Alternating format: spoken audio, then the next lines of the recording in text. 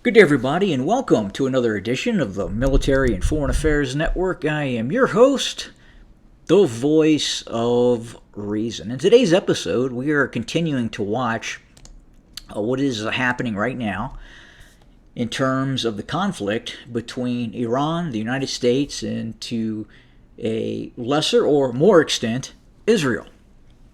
Now, within the last few hours, it has been reported that Iran was able to shoot down an American AH-64 Apache. Now, how did this happen? Was this luck, or was this something that is going to become the new norm? Or are we going to hear about other instances of possibly Apaches or other helicopters being shot down by Iran? And the answer to this is, in all probability, it was luck. The Iranians were lucky. Now look, it's not so much that the Apache is this fantastic weapon system, which it is, okay? It is a very capable weapon system, depending on how it's being used and what sort of adversarial nation state that you are fighting. If we go back to the Second Gulf War, during the initial 2003 U.S. invasion of Iraq, or the subsequent U.S. invasion of Iraq after the first Gulf War to dethrone Saddam Hussein. At one point, we were able to observe a fairly significant Apache gunship raid that I believe occurred around the Karbala Gap. And the mission of this Apache gunship raid, which involved a large number of Apache gunships, numbering in the dozens, that were going to target Iraqi Republican Guard units and Saddam Fedayeen units that were positioned south of Baghdad. And in that operation, a large number of Apaches suffered a fairly significant damage in that operation. Now, in that situation, in that operation, we were seeing what happens when Apache gunships are essentially operating alone with some support from the U.S. Air Force. But as we fast forward from that to where we're at now in terms of supporting packages and sensor capability, that capability is much more omnipresent and can facilitate to therein protect the Apaches by providing the Apaches with real-time information. That was more difficult in terms of what happened in that Apache operation that took place in Iraq. Now fast forward to where we're at now, 25 years, 24 years later. Obviously, the Apaches are being used. But the Apaches are being used more as a defensive weapon system, right? The Apaches right now that are being used in this conflict are being used to shoot down Iranian drones in conjunction with other systems. Not just dedicated weapon systems, but surveillance and sensing systems that are able to send the Apaches to a location where we believe, or the United States believes, that there are inbound drones that could be intercepted by these Apaches. We are not seeing large numbers of Apaches attacking targets in Iran. Again, for the most part, these gunships are being utilized as defensive weapon systems to shoot down Iranian drones. And they've been fairly effective at doing that. What I suspect that has happened is that the Iranians, the Iranian military that has been operating on some of these islands in the Persian Gulf and the Strait of Hormuz, in all probability, we have seen either a Iranian drone or an Iranian surface-to-air missile. I'm sorry, a surface-to-air weapon system, probably a man-pad, a man-portable surface-to-air missile system. I don't believe that if it was a larger surface-to-air missile system, we would have seen the crew survive.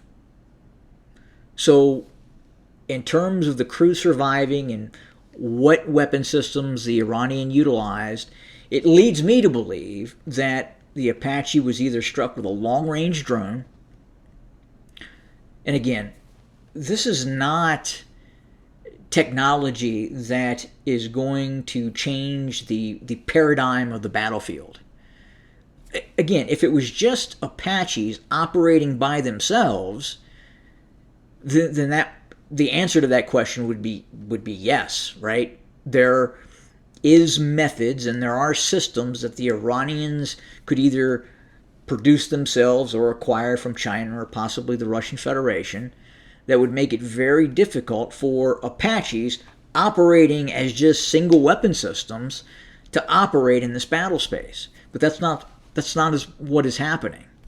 Okay, the Apache is simply a element of a larger military, the American military, that is using a vast amount of resources in terms of weapon systems, naval, air, ground, space, that are all working in fusion with one another to identify Iranian targets, aggressive Iranian systems that require targeting.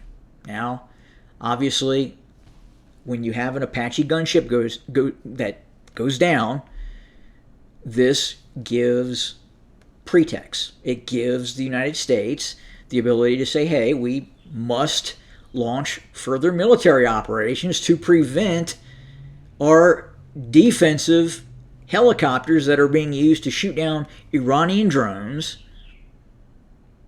These systems have to be protected, and in protecting those systems, we, the United States, are going to need to target the Iranian military. Now, that could get challenging if this was just a lucky man-pad operating on one of the coastal islands or the islands in the Strait of Hormuz or Persian Gulf, whatever islands. There's a number of them. Or could it have been a long-range drone that got lucky? Again, we're not seeing this in terms of a daily occurrence.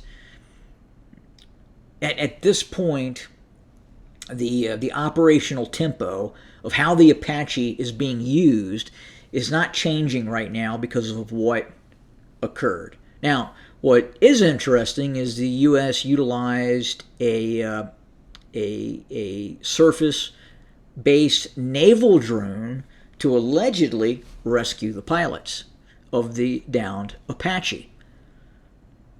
So that's interesting to see, and in all probability is probably a first time that we have seen that occur. But as we watch this, what is the long-term solution for this conflict? Right? Where does this end? Does this continue? We do know that the United States is and has been building up a significant capability in and around the Persian Gulf. And what do I mean by that? Well, if we look back to the start of this conflict and we look at what capability was in the region, what capability was being utilized by CENTCOM, versus what capability is currently present in the region. Well, that capability, that military capability, has significantly grown. There is a tremendous amount of U.S. assets that are operating in the Persian Gulf, the Gulf of Oman, the Strait of Hormuz, and then just in CENTCOM, generally speaking. Now, clearly, Iran is still operating against the United States. It still has capability. Its capability has been vastly degraded. I mean, I don't think anyone at this point is arguing that. Could the Iranians lash out in some way?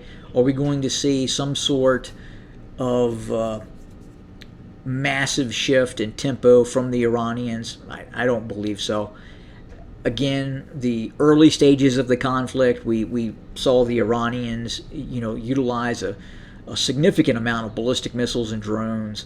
And over the course of the conflict, that has steadily decreased through either those systems being destroyed, the launch systems being destroyed, the production facilities being destroyed.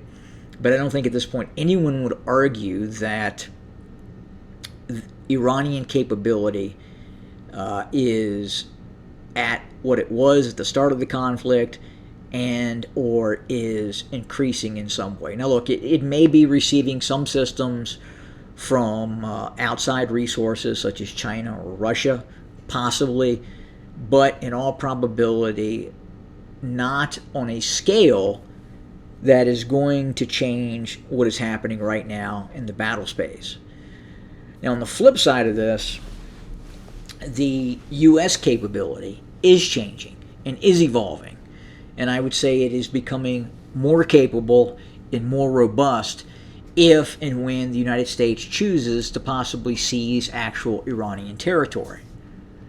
And I think that strategy is now present, and the United States is capable of executing an operation that we could see the use of U.S. ground forces to take control of Iranian islands in the Persian Gulf or near the Strait of Hormuz.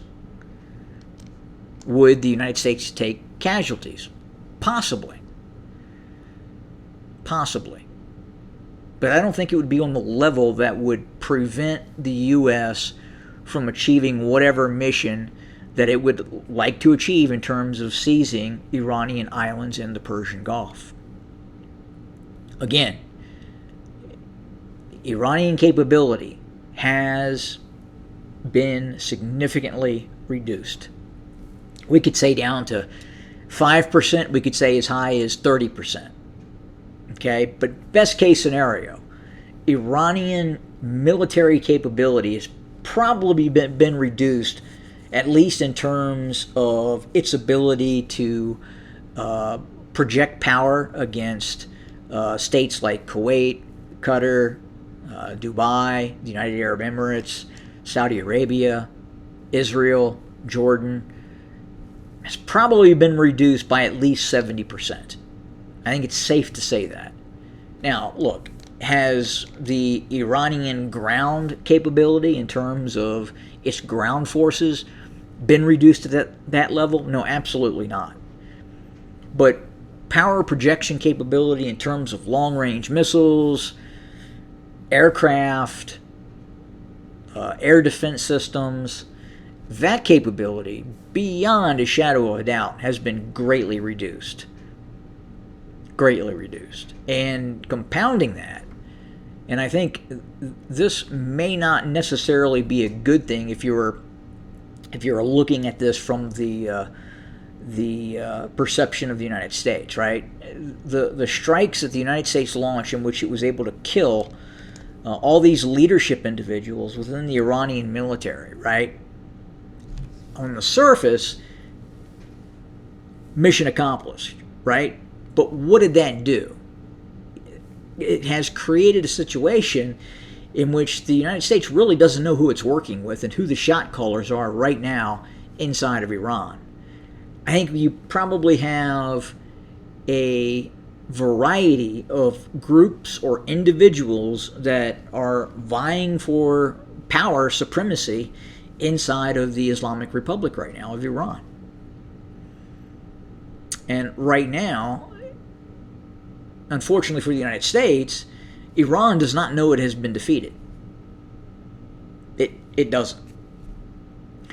Now, could we get to that point eventually? Yes, we could. Now it's going to take an operation that is going to be very aggressive and very kinetic and may not have the best look to the outside media. But if you want to win a war, you have to fight a war like you want to win a war. You have to project yourself onto the enemy and defeat that enemy and make the enemy's population understand that it has been defeated.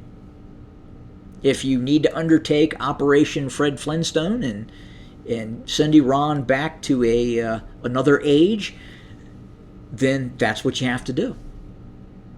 It was done and has been done in other conflicts and will be done in future conflicts. Whether it's this one, whether it's another conflict that you're seeing take place around the world. If you are going to use kinetic military force, then you must wield it with aggressive policy. It has to be used in a manner that makes the enemy understand that it has been defeated. If you use your military force and the enemy does not understand that it has been defeated, then you haven't achieved your goal yet. Now, are you limiting yourself in terms of how you're using your military capability? And if that's the case, then you're going to have to change that strategy. You're going to have to use your military in a manner that makes the enemy understand that it has been defeated. Now that, again, it's not going to be pretty at all. But if we go back into history and we look at other wars, other conflicts that have taken place, do you really think the United States would have defeated the Japanese or the Germans had they held back on the use of military force? And look, we could argue that the conflict that we're in is a just conflict or it is not a just conflict. That is irrelevant. That is irrelevant at this point. Because right now, the United States finds itself in a military conflict. It has decided to use military force. And the best outcome for the United States would to be victorious. But again, that's only going to happen with the aggressive and unbridled use of military force that makes the enemy understand that it has been defeated. And that is just not for this conflict. That would be any conflict that any nation state would find itself in.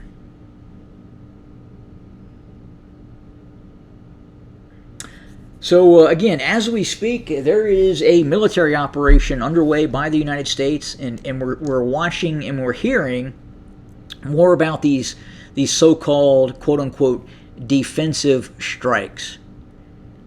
Again, this is the sanitation of military conflict, and we as a nation state need to get away from that. You're either all in or you're not in. And if you decide to use military force, then by God, you've got to use military force. And as far as Iran, nothing can be safe. If the United States really wants to win this,